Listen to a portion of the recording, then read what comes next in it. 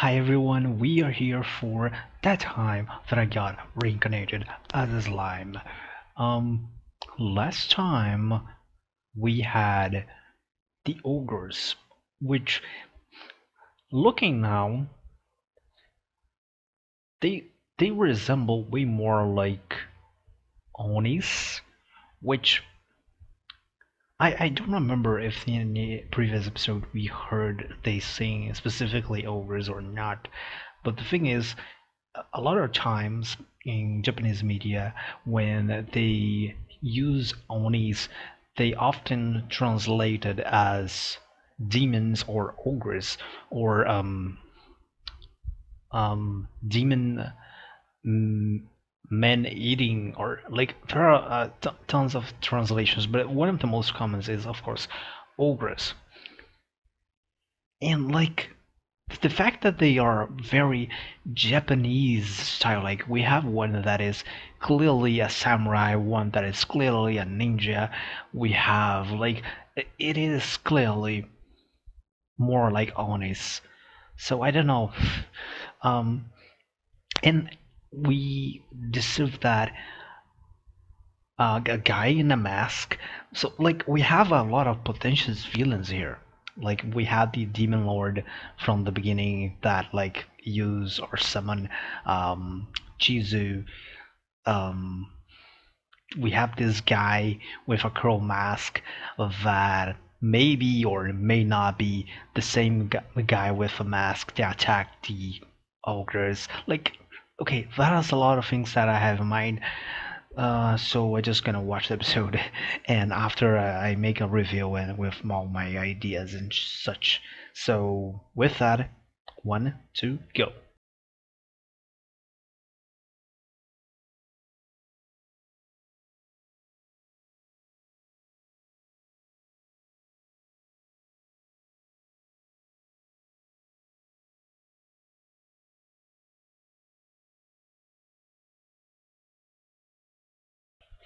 Okay, so we have this new, um, not necessarily new. Well, okay, let's begin with the new character, which is a I don't know how to say that. Sorry.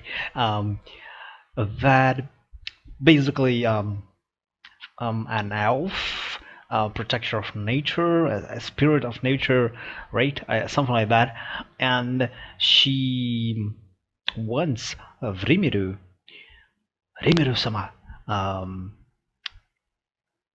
to defeat Demon, the Orc Lord, which makes sense, right? Apparently, they are going and destroying and killing other tribes, like possibly related to destroying other places, and of course the forests. Of course, yeah, I see why. It's funny that she kind of give Rimuru a title of how it was, conqueror of monsters, something like that, ruler of monsters. And kind of it is what he is right now. He has the goblins. He has some dwarves. He has some ogres or onis. Like now, they kind of. I know that they evolve right for what was the term?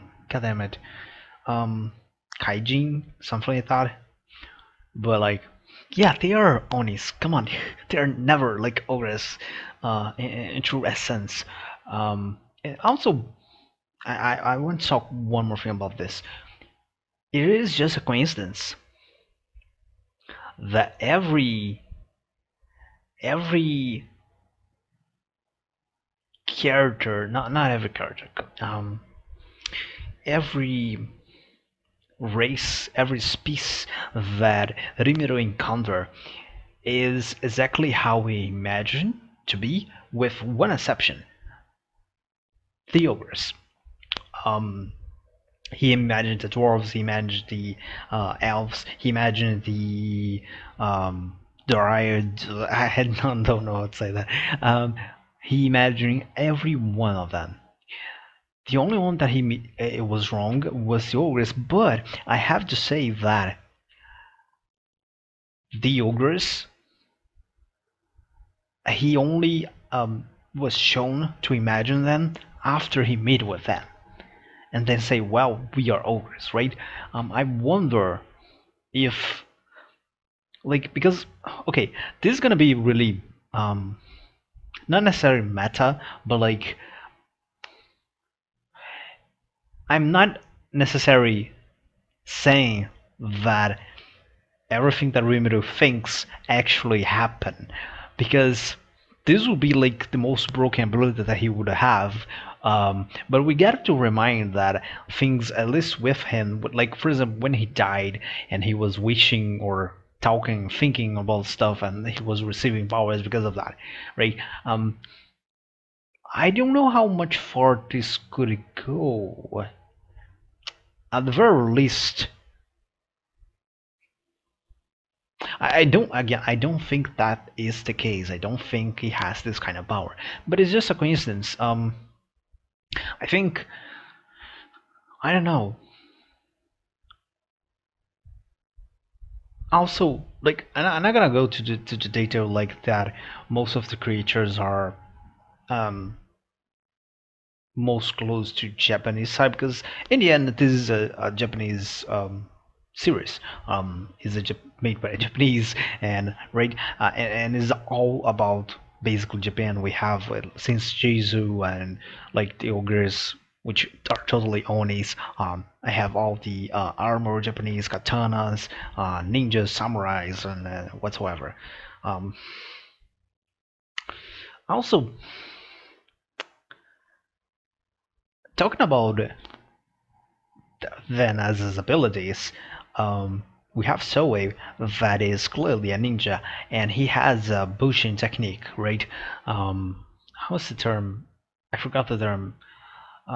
If you watch any Japanese story, you have always ninja that has these usual techniques of ninja, at least on fiction, right? That they always have this ability to somehow camouflage himself, to make clones of himself, or like, yeah, you see things like that. Some things with shadows as well always has something to it. Walking in the water, things like that. There are many mysterious abilities of that. When we go to see, especially Western films and things like that, they also are present. But when you're looking into a Japanese proper material, like, it is very common. Um, that just to remind, one of the first works that I did in this channel was related to Negima, which has a character that is a ninja and that has like is one of the main characters, at least from the very beginning. After, like, she's like on the background more, uh, but yeah, that kind of wasn't in my mind right now with the introduction in the past episodes with Soe. Um, I again, I really like the interactions that the ogres had with other people. Like, we have, I always forget the name of that. The last. I also keep in mind, like, he was the weakest of all, right? The big one. I forgot his name. I think it begins with K. I don't remember. And he was talking with the dwarves. Like, I think maybe he's not gonna be in the fights as much of the other ogres. Like, it's clear that, like, we gonna have the next leader. Also, that's another thing. Like, he said next leader, but if everyone died before, besides the ones that we are watching, he's actually the leader, right? Or this is more like a thing of, well, you cannot say that you are the leader until you have some kind of ceremony, right? Like, that's a lot seen in, for example, prince and king's relationships, right? Gonna give one example that it is about Dragon Ball, so it's not. I probably you already heard, or if you don't heard or watch Dragon Ball, you're probably not gonna care about spoilers. So like, um, Vegeta is the prince of the Saiyans, and even if he is uh, his father already died a long time. He could easily say that he's king of the Saiyans, right? But he still called himself a prince, even if he could just say that he's king. So sometimes just because maybe he wants a coronation, he wants like more. I don't know, but this is also a lot seeing and again in fiction. I mean, in our universe in reality, also that happen a lot. There are certain positions, even if you have all the powers of that, like he has clearly the power of being the leader of Taurus, right? There is no one above him alive, but he has to do something else, a ceremony or some majority thing. Like it has a lot of things like that. So it's just a minor thing that I also think it could be interesting. Um, and also the variety of their powers. We have, of course, Benimaru, which is a more a samurai. Um, we could say more like a standard melee. How can I explain that? um, that is not weak in anything, it is not exceptional in anything, and we have Sean that is brute strength.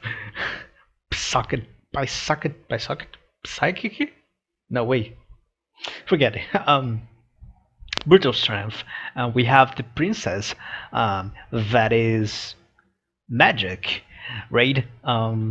We have the ninja, which is like fast attacks but weak, right? So it's really interesting. And okay, we have also the old guy that I forgot his name now. It's Haku. No, wait, Hanoke, something like that. Um, but he looks like he would be more, I don't know, precise. He would be kind of mixed between Benimaru and Soei, if you understand what I mean, right? He probably would like finish the enemy already fast enough, right? But he is way stronger physically than Soei, you know. Um, Gabiru. What the hell is Gabiru? Gabiru, Gabi. God damn it. Okay. I think. Okay.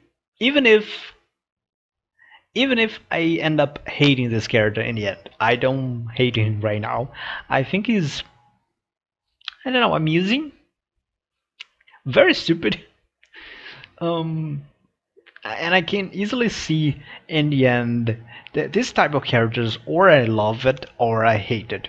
So in the end, I may end up hating or not or loving. But right now he is funny, and that scene and alone, even if I end up hating him in the end, it is it is worth his presence on this show. Like you know what scene I'm talking about, right? God damn it. Um, with the illumination, right? Then also talking about Gabiru and the whole thing that we had Gupta fight him, and I wonder, and I'm gonna say specifically Ranga because Ranga say, "Well, I see that you, yeah, I see that I believe in your reputation before it was worth like specifically Ranga because Gupta has the power to summon wolves, right? Or at least his wolf, like since every goblin has one, right? Uh, and he can like walk in the shadow, which is kind of technique that comes from comes from Ranga, like or I mean comes from the wolves. I'm really intrigued about that. I mean, we do have like Rimuru as this omnipotent or almost omnipotent god. But Gapta may end up in the end of the series be close or even having a power of a demon lord, because like he's gaining a lot of skills, a really good skills that technically technically I don't know even if Rimuru has them. The one with walking in the shadows he sure don't have.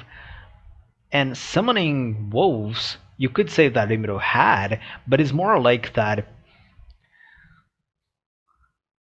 I don't know, like I don't know if he has or just because like Ranga is serving him.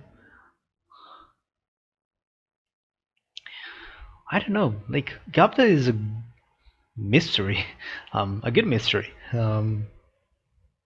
I also like it's kind of strange when you think about it. Like the goblin is very weak, and now like even Gapta is kicking ass. Um, I also wonder, like one of the things that I'm wondering what's gonna happen is how the political scheme is gonna work with this, right? Because we have like the king of the dwarves are also kind of looking into him. Um, we have also like humans in some place. We have a guild of adventurers and probably a lot of other species of demon lords, for example. Um, so yeah, and we still do not learn much about this Killer Moon guy that it probably is the one behind the Orc Lord for the scene that we saw in 2 episodes ago, I guess. Um, yeah, we still have much to learn, and I talk a lot. God damn it. So let me see you guys in the next episode, and tell me what you think about this episode and the sudden explosion of power that Gabda present us. And also, if you want, about Gabiru, Gabiru, Gabiru.